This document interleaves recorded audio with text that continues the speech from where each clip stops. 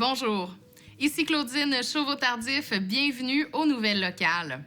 Les citoyens de Lac-Beauport sont invités à prendre connaissance des 2 nouvelles politiques municipales et du plan d'action 2024-2028, soit la politique familiale et la politique sur les personnes aînées. Ces documents décrivent bien la réalité et les besoins des groupes de citoyens pour qu'ils évoluent dans un milieu de vie favorisant leur bien-être. Découvrez les résultats des consultations, les objectifs qui seront poursuivis et les actions qui seront prévues dans les prochaines années au www.lac-beauport.québec. À Sainte-Brigitte-de-Laval, les sentiers de la Liaison et le Montagnard seront fermés du 20 septembre au 17 novembre pendant la période de chasse. Des tréteaux sont installés à l'entrée des sentiers afin d'assurer la sécurité des randonneurs et le respect des propriétés privées. Il est important de mentionner que ces sentiers traversent des terres privées et leur accès a été généreusement autorisé par les propriétaires pour la randonnée pédestre. Il est essentiel de respecter cette entente pour éviter toute perte de droit de passage, ce qui pourrait entraîner la fermeture permanente d'une partie du réseau. Renseignez-vous davantage au www.sbdl.net. Le service des finances de la municipalité de Stoneham recevra au cours du mois d'octobre le nouveau rôle d'évaluation 2025, 26 et 27 qui entrera en vigueur le 1er janvier 2025. La Ville de Stoneham rendra disponible le nouveau rôle d'évaluation via la carte interactive SIGAL qui est accessible à partir de la page d'accueil du site Internet au www.villestoneham.com sous le bouton « Zonage et évaluation ». Une fois que le rôle sera déposé à la municipalité, vous pourrez communiquer avec le service des finances afin d'obtenir de l'information sur votre propriété au 88 848 23 81 poste 229. Le programme Nouveaux Horizons pour les aînés permet aux organismes à but non lucratif, qu'ils soient privés ou publics, de recevoir une subvention pouvant atteindre 25 000 $ pour la réalisation de projets communautaires visant à valoriser les personnes aînées au sein de leur communauté tout en contribuant à l'amélioration de leur santé, de leur bien-être et de leur vie sociale. Pour être sélectionnés dans le cadre de ce programme, les projets doivent promouvoir le bénévolat auprès des aînés et les autres générations, faire participer les aînés à la collectivité et appuyer la participation sociale et l'inclusion des aînés. Toute initiative visant à promouvoir le vieillissement en santé, à contrer la maltraitance envers les aînés ou encore à soutenir leur sécurité financière bénéficiera également d'un avantage lors de l'évaluation des projets soumis. Découvrez ce programme à la page 6 du journal L'Écho du lac. L'abaissement du niveau du lac est prévu à partir de la semaine du 23 septembre. Pour les embarcations amarrées à la marina à Tangon, les embarcations devront être retirées au plus tard le 22 septembre. Il vous rappelle que l'abaissement du niveau du lac est sous la responsabilité du domaine hydrique de l'État. À la demande du ministère des Forêts, de la Faune et des Parcs, tous les ans, le service d'expertise hydrique et de barrage procède à l'abaissement du niveau du lac Saint-Joseph afin de favoriser la fraie du Touladi. Généralement, l'abaissement du niveau du lac s'amorce à la mi-septembre jusqu'au début du mois de novembre. Par la suite, le niveau d'eau est remonté à son niveau normal d'exploitation. Apprenez-en davantage à ce sujet en consultant la page 7 du journal L'Entre-guillemets. Les corridors scolaires ont fait leur apparition sur le territoire afin de sécuriser les déplacements à pied et à vélo des écoliers. Ce sont des rues aux abords des écoles primaires où convergent un bon nombre d'écoliers et où il faut redoubler de prudence. Ces derniers sont identifiés par des panonceaux installés à des endroits stratégiques. Ils peuvent notamment servir à sécuriser les déplacements des écoliers, à augmenter le nombre de déplacements à pied et à vélo des élèves vers l'école et à réduire le nombre de déplacements en voiture aux abords des écoles. Et du côté de Shannon, la présidente d'élection souhaite informer les citoyens que M. Samuel Brault a été élu par acclamation comme conseiller municipal pour le district 3. Il n'y aura donc pas d'élection pour ce district. Cependant, la Ville de Shannon souhaite pourvoir un poste au sein de son conseil municipal pour le poste de conseiller au district 2. 3 candidats se sont présentés, soit M. Régent Côté, Mme Manon Deshaies et M. Stéphane Hamel. Rappelons qu'une élection partielle se tiendra le dimanche 6 octobre. Un jour de vote par anticipation se tiendra également le dimanche 29 septembre. Pour toute question, vous êtes invité à contacter la présidente d'élection, Mme Mélanie Poirier, au 88 844 37 78 ou encore par courriel à l'adresse ville@shannon.ca.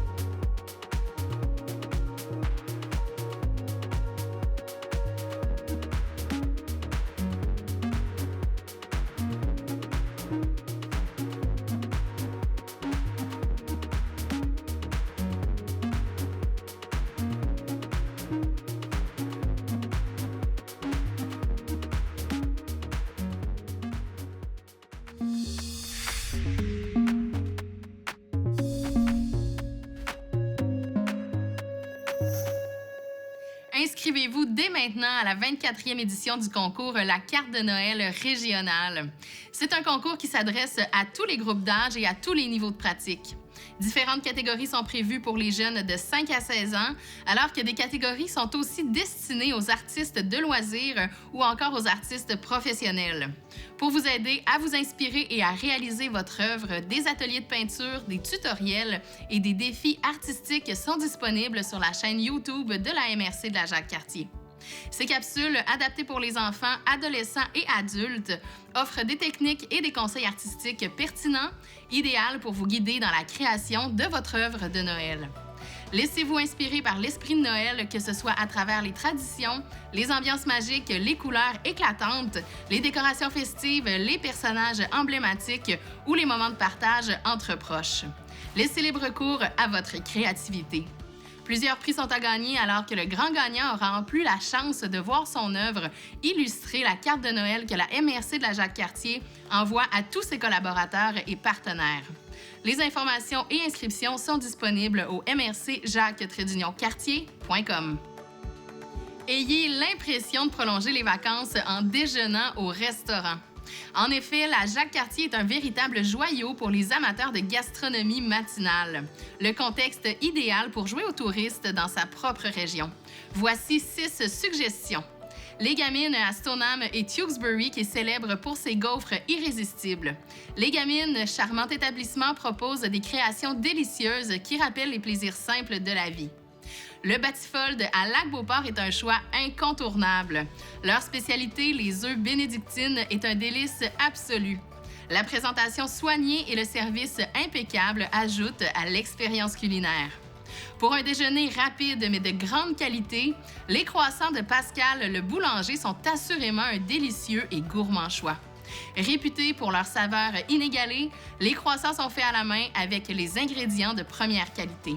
Rien de mieux pour se sentir en vacances que de commencer sa journée par un déjeuner avec vue sur le lac Saint-Joseph au restaurant de la station Duchesnay. Le 4 temps. Le buffet est idéal pour ceux qui ont un grand appétit ou qui souhaitent explorer une variété de saveurs. Pour un menu plus élaboré, l'îlot Repère gourmand situé à même entourage sur le lac est la destination rêvée. Leurs déjeuners raffinés sont parfaits pour commencer la journée avec élégance. Le restaurant déjeuner et dîner de la Boulange gourmande à Sainte-Catherine-de-la-Jacques-Cartier offre un nouvel endroit dans la région pour casser la croûte et faire des réserves pour le déjeuner du lendemain. La poutine déjeuner et les œufs bénédictines au saumon fumé s'accompagnent particulièrement bien de leur fameux mimosa ou d'un café Baileys. Encore plus d'idées de sortie au www.jacques-cartier.com.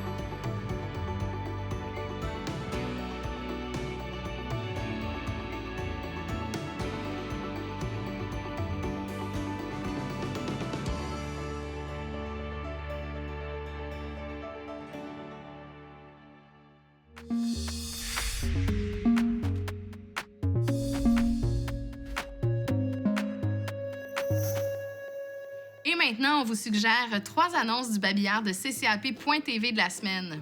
D'abord, le samedi 21 septembre de 14h à 19h, la MDJ La Baraque soulignera son 20e anniversaire en célébrant avec vous cet événement qui est dédié aux jeunes de 10 à 17 ans. Vous y trouverez des kiosques d'organismes jeunesse, des arcades mobiles, un défi évasion, un food truck de queue de castor et un party mousse. Un espace parent sera aussi disponible pour ceux qui désirent accompagner les jeunes. Retrouvez les informations au labaracmdj.com. Ensuite, venez assister à une conférence le 17 octobre qui parlera des familles irlandaises qui ont marqué les débuts de la paroisse de Sainte-Brigitte-de-Laval. Vous en apprendrez davantage sur l'influence qu'elles ont eue sur le développement de la communauté et pourquoi certaines sont parties, notamment en Nouvelle-Angleterre. Pour plus d'informations, consultez la page Facebook de la Société d'histoire de Sainte-Brigitte-de-Laval. Saviez-vous que les ateliers d'initiation à l'ornithologie de Demande à Gaby sont offerts à des néophytes aussi jeunes que 4 ans? Les ateliers sont créés de façon à faciliter l'observation des oiseaux, un loisir qui pourrait a priori sembler inaccessible pour certains. Il vous suffit d'une paire de jumelles pour que l'univers des oiseaux soit à votre portée. Les enfants doivent être accompagnés d'un adulte et l'événement aura lieu le 29 septembre. Les inscriptions se font sur kidigo.com. C'est ce qui conclut les nouvelles locales du 16 septembre. À la semaine prochaine.